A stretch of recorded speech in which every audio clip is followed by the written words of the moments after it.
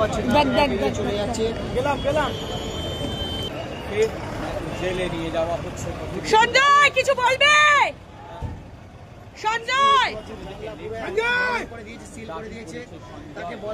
সঞ্জয় কিছু বলবে? সঞ্জয় কিছু বলবে? রাজ্য সরকার দায়ী, এটাই তো বললাম। এই যে স্যালাইন কাণ্ডে 12 জন ডাক্তার সাসপেন্ড হলো, এখানে আমার মেয়েও তো একজন কর্তব্যরত ডাক্তার, এখানে তো কেউ কর্তব্যের গাফিলতিতে সাসপেন্ড হলো না, কেউ অ্যারেস্টও হলো না হসপিটালের কেউ।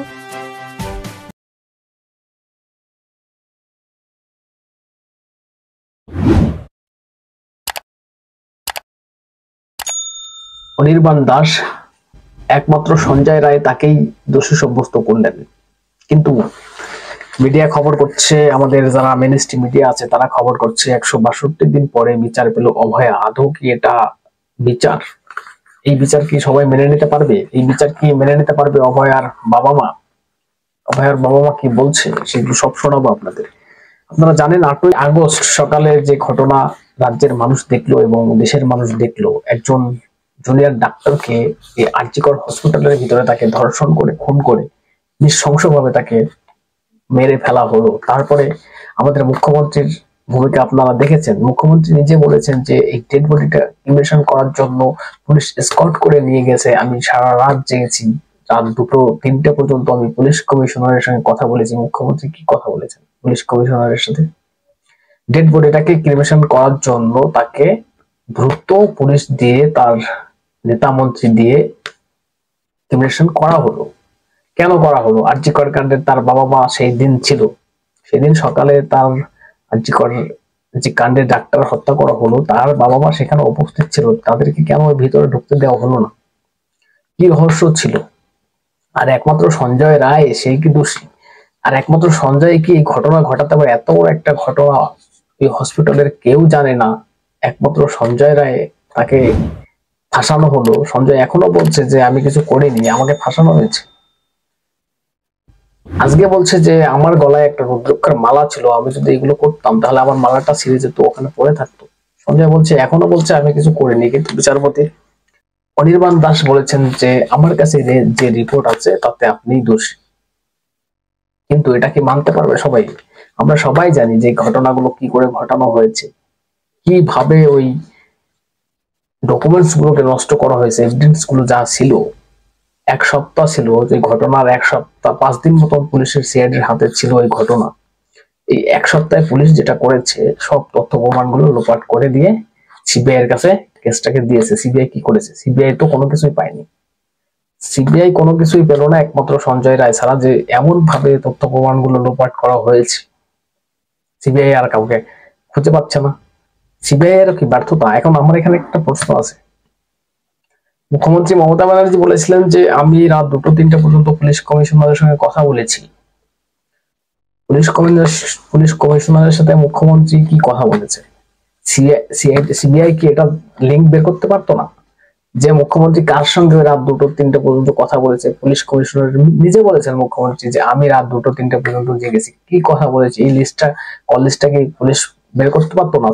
সিবিআই বের করতে পারতো না? তাহলে এটা কেন করলো না সিবিআই? আর যেগুলো উঠে এসছে এগুলো নিয়ে কেন সিবিআই তদন্ত করলো? তাহলে তো সবগুলো প্রমাণ হতো। সিবিআই কি করলো? সিবিআই কি রিপোর্ট দিল? সিবিআই শুধু বলে দিল আমরা এর বাইরে কাউকে পাচ্ছি না। কেন? তথ্য প্রমাণ যখন লোপাট করা হয়েছে, কারা করেছে তথ্য প্রমাণগুলো লোপাট? সেগুলো কি সিবিআই লিঙ্ক ধরে বের করতে পারতো না? এর ভিতরে কি প্রবলেমটা, কি ঘাপলাটা কি? রাজ্যের মানুষ দেখলো, দেশের মানুষ দেখলো যে এত বড় একটা ঘটনা ঘটে গেল, একমাত্র সঞ্জয় রায় তাকে কি ফাঁসানো হলো?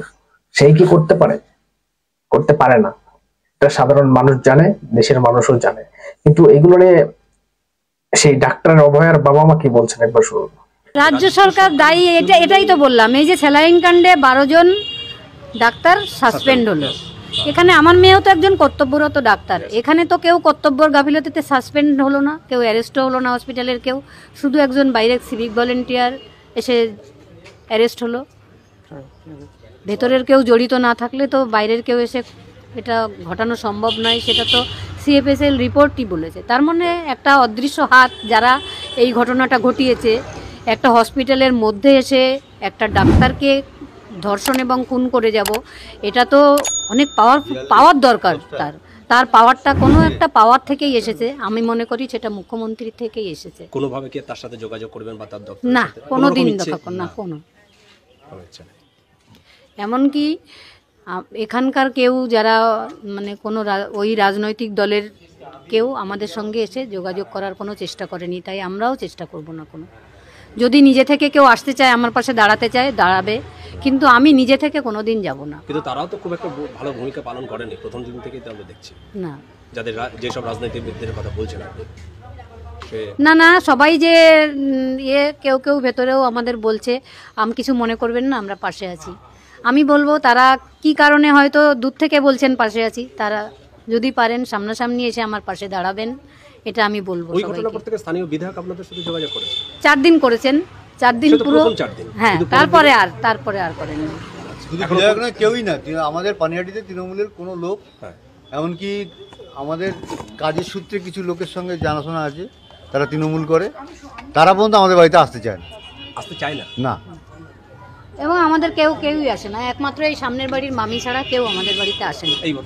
হ্যাঁ, আর প্রতিবেশীরা কেউই আমার কি কারণে জানি না, সেটা আমার জানার ইচ্ছাও নেই, কারণ সমস্ত পৃথিবীর মানুষ আমার পাশে আছে। এই কয়েকজন আমার পাশে থাকলো কি না থাকলো এটাতে আমার কিচ্ছু যায় আসে না। নির্যাতিতার মা পরিষ্কার জানালেন যে এক্সলাইন কাণ্ডে 12 জন ডাক্তারকে সাসপেন্ড করা হলো, আর আমার মেয়েকে এইভাবে ধর্ষণ করে খুন করা হয়েছে, আর তার বিরুদ্ধে, তার সঙ্গে যে যারা এগুলো করেছে, যে অরাজকতা নারকীয় ঘটনা ঘটিয়েছে, তাদের কাউকে খুঁজে পেল না পুলিশ। একমাত্র সঞ্জয় রায়কেই পেল। সঞ্জয় এখনো বলছে আমি কিছু করিনি। আপনারা জানেন যে 9 আগস্ট মুখ্যমন্ত্রী ডাক দিয়েছিলেন যে একটা কুচকাওয়াজ বলা হয়েছিল আরজিকর কাণ্ডে, যে কুচকাওয়াজ হবে। সেখানে সারা রাজ্যের যারা ডাক্তার ছিলেন সবাইকে নিয়ে এসে কি কুচকাওয়াজ করলো, সেখানের কোনো ভিডিও সামনে আসেনি। আদৌ কি করা হয়েছে? তথ্য প্রমাণগুলো লোপাট করা হয়েছে, যে এই নামে একটা ডাক দেওয়া হবে, সবাই আসবে, সেখানে সেই তথ্য প্রমাণগুলো লোপাট করবো, এটাই কি উদ্দেশ্য ছিল? তাছাড়া কি? বিচারপতি অনির্বাণ দাস সোমবারে তার সাজা ঘোষণা করবে এবং এটা জানিয়ে দিলেন যে সঞ্জয় রায় সেই একমাত্র দোষী। এখন দেখা যাক সঞ্জয়কে কি ফাঁসির সাজা দেয়, নাকি 10 বছরের জেল দেয়, নাকি যাবজ্জীবন জেল দেয়, এখন এটাই দেখার। দর্শক কি বলবেন? এই ঘটনা কি একমাত্র সঞ্জয় রায়ের বা সঞ্জয়ের পক্ষে সম্ভব? সারা দেশের মানুষ, রাজ্যের মানুষ জানে কি করা হয়েছে, কি ঘটনা হয়েছে, কিন্তু আমাদের দেশের আইন দিয়ে, কানুন দিয়ে আমাদের দেশে সবকিছু বাধা। আমরাও কিছু বলতে পারছি না, বুঝতে পারছি সবকিছু, কিন্তু বলার কিছু নেই, করার কিছু নেই। কি বলবেন? আপনাদের গুরুত্বপূর্ণ মতামত জানাবেন কমেন্টস করে, এবং নজর রাখবেন আমাদের চ্যানেলে। চ্যানেলটাকে সাবস্ক্রাইব করে পাশে থাকবেন। ধন্যবাদ সবাই।